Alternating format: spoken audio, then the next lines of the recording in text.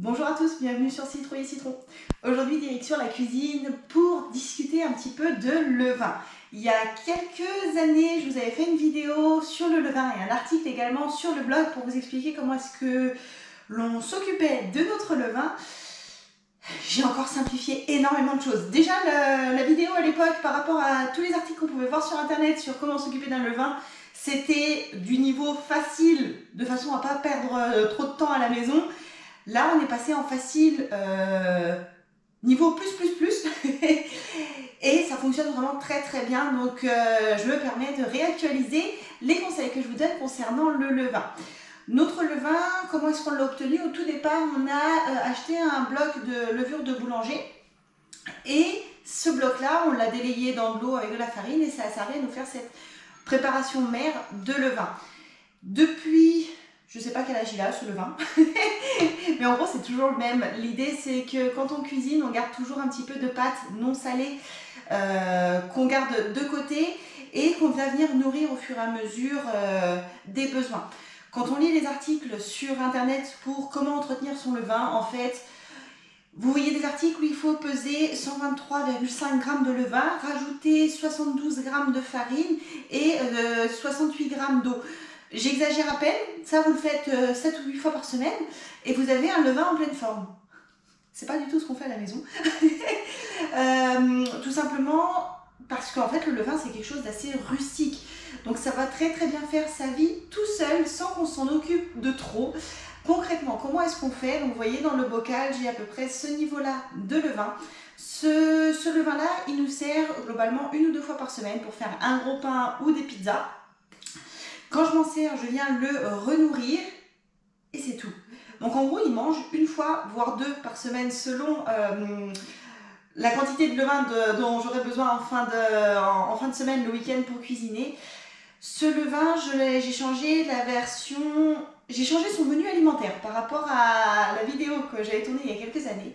Il y a quelques années, pour le nourrir, je mettais le même poids d'eau et de farine pour le nourrir. Donc c'est-à-dire que je ne pesais pas le levain que j'avais dans mon bocal, je lui mettais tout simplement 100 g d'eau, 100 g de farine. Je remuais de façon à mettre à disposition des levures la farine et l'eau qui vont servir à le nourrir et à l'hydrater, on va dire. Et je m'arrêtais une fois que le bocal était plein. Pour le coup, ça va super vite à se remplir quand vous mettez 100 g et 100 g, à moins d'avoir un bocal d'1,5 litre. Bref, ça allait très vite à se remplir. Le bocal là, je le conservais dans un placard à l'abri de la lumière, mais un placard à température ambiante. L'inconvénient de ces méthodes-là, au-delà du fait que le bocal il se remplit très vite et que si on ne cuisine pas assez avec le levain, et ben on se retrouve assez vite coincé en termes de volume et il faut jeter du levain pour refaire baisser le niveau et lui redonner à manger. Au-delà de ça, le fait d'être conservé à température ambiante, notamment en été, et ben les levures, ça adore la température ambiante. C'est aux alentours de 20 degrés où elles vont se multiplier à fond. Et qui dit se multiplier à fond, dit qu'il y a plein de petits mondes là-dedans, plein de petites bestioles, donc ça bouffe aussi à fond.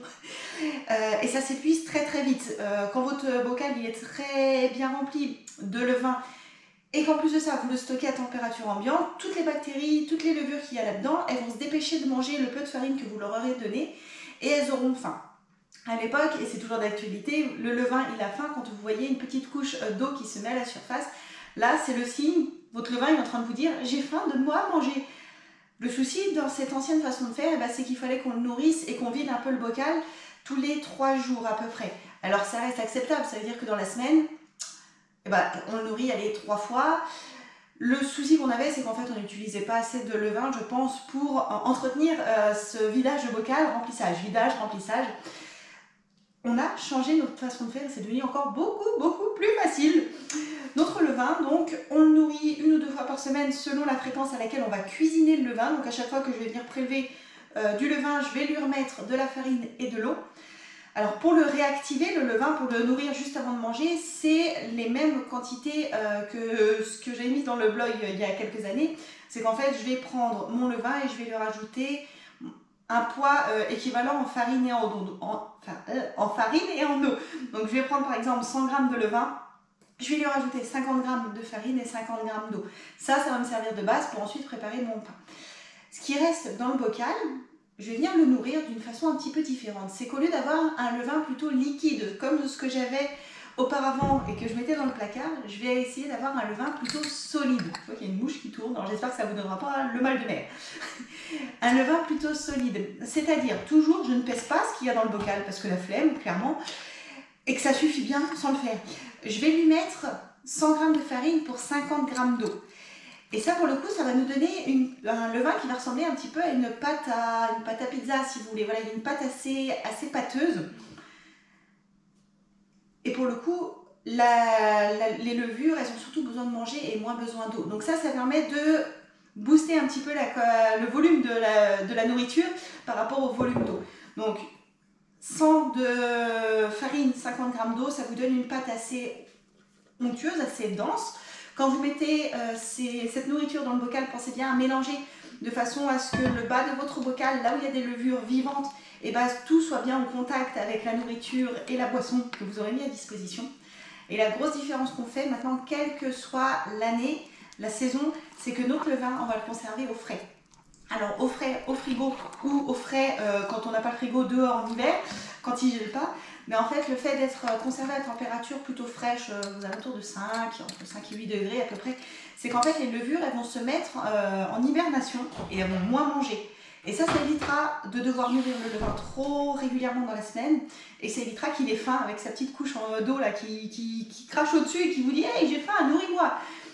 En le mettant au frigo, ça permet de s'en servir qu'une seule fois par semaine, en ne le nourrissant qu'une seule fois par semaine. Il faut juste penser, avant de vouloir vous lancer dans la préparation d'une pâte à pizza ou d'une pâte à pain, de le sortir avant de votre frigo. Les premiers temps, je le sortais la veille.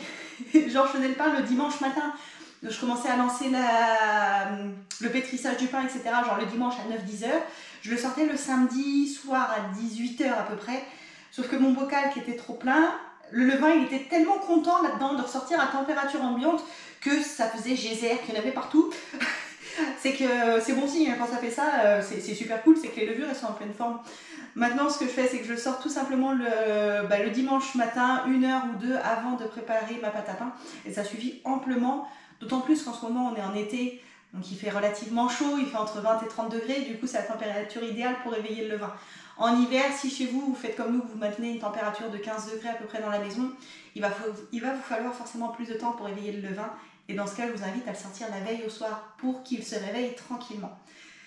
Voilà comment est-ce qu'on prend soin ou pas de notre levain, hein. Clairement, il n'y a pas grand-chose à faire, ça c'est vraiment confort absolu. Je ne changerai pas pour le coup, là c'est vraiment la recette qui nous convient très très bien. On est en période estivale, qui dit période estivale également dit période de vacances. Si vous partez une seule semaine en vacances, ça va le faire, vu comme votre levain, vous ne le nourrissez qu'une fois par semaine. Là où ça devient plus compliqué, c'est si vous partez plus longtemps et ou si vous éteignez le frigo. Nous, dès qu'on part, on éteint le frigo parce que, déjà qu'on n'en a pas besoin en hiver, parce qu'il n'y a pas assez de choses dedans. En été, quand on est en vacances, il y a encore moins besoin de choses dans le frigo. Donc, on éteint le frigo pendant la période estivale. Ce qu'on a fait cet été, c'est qu'en fait, on est parti pendant 15 jours. Donc, pendant 15 jours, notre levain ne pouvait pas manger.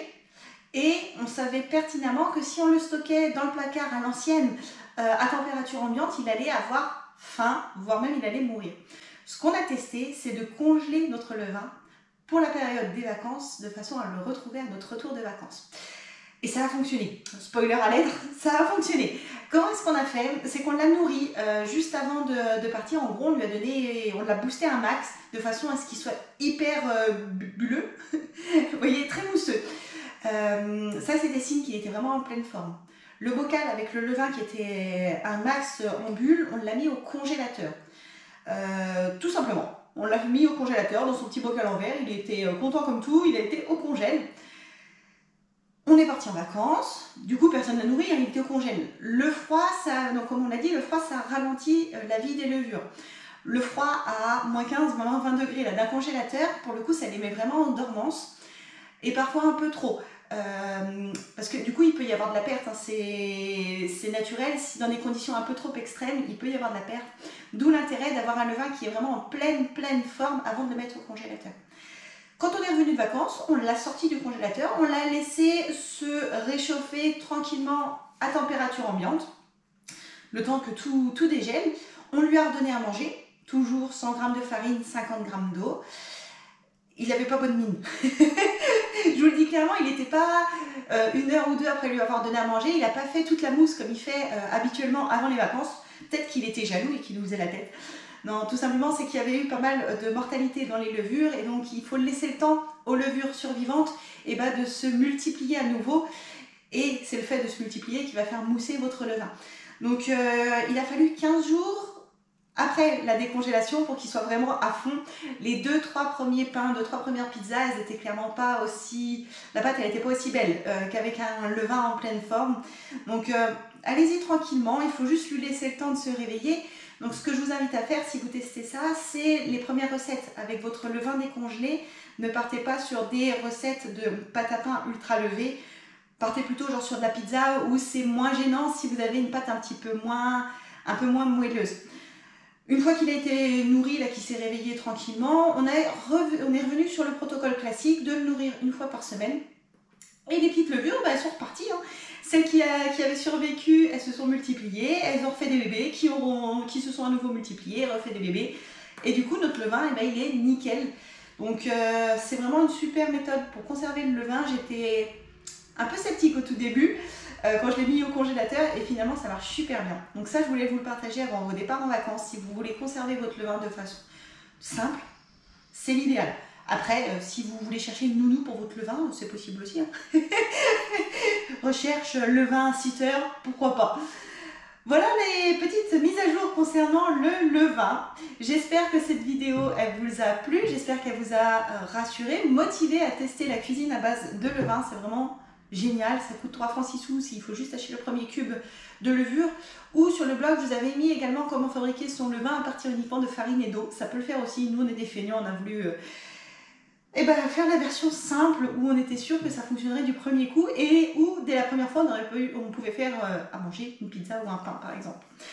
Voilà, si la vidéo vous a plu, je vous invite comme d'habitude à la liker, à vous abonner à la chaîne et à cliquer sur la petite cloche si ce n'est pas déjà fait pour être averti de l'apparition de la prochaine vidéo. Et moi, je vous dis à très bientôt sur Citrouille et Citron.